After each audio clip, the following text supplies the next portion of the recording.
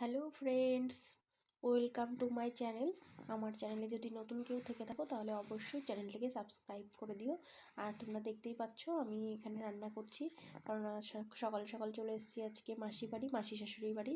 এসে দেখি কিছুই রান্নাবান্না এখনও রেডি হয়নি। মাসি একা একা পেরে উঠতে পারছে না, যেহেতু ঝোমারা এসেছে, তার জন্য মাসি একা একা কিছুই পেরে উঠতে পারছে না। দুপুরে খাবার টাইমও হয়ে যাচ্ছে, এর জন্য আমি আর মা দুজনে মিলে রান্না করছি। মাসি সব কিছু রেডি করে দিচ্ছে, ঝুমাও খাটছে তার পিছনে। আর এই যে আমাদের অন্বেষা এত দুষ্টুমি করছে যে ওকে ব্যস্ত রাখার জন্য কিছু সবজির খোসা আমি দিয়ে দিয়েছি।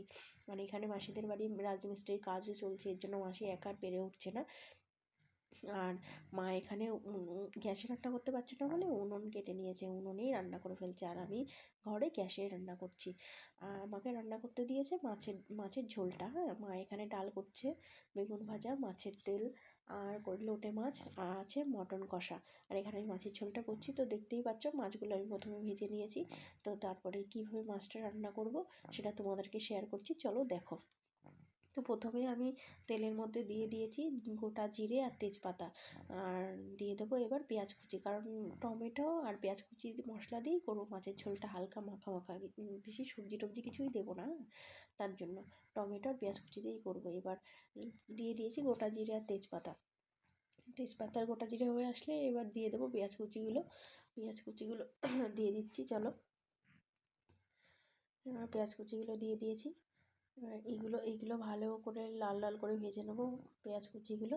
অনেকগুলোই পেঁয়াজ দিয়েছি, কারণ মাছও অনেকগুলো, তো প্রায় 1 কেজির উপরেই মাছ, তার জন্য পেঁয়াজ কুচিটা একটু বেশিই দিলাম। আমার মনে হচ্ছিলো বেশি হয়ে যাবে, তারপরেও আমি রাখিনি, দিয়ে দিয়েছি, যেহেতু মা বললো সব লেগে যাবে, তার জন্য আমি দিয়েই দিলাম। আর ঝুমা ভিডিও করে দিচ্ছিলো। নতুন নতুন ভিডিও করি তো, সেহেতু তোমাদের মতো হয়তো ভালো পারি না, কিন্তু চেষ্টা করবো ভালো করে দেওয়ার। আর এই যে মাছগুলো আমি ভেজে রেখেছি।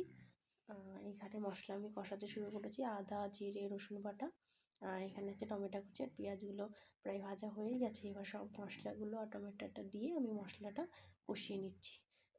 তোমরা কিভাবে করো জানি না, কিন্তু আমি এইভাবে করি।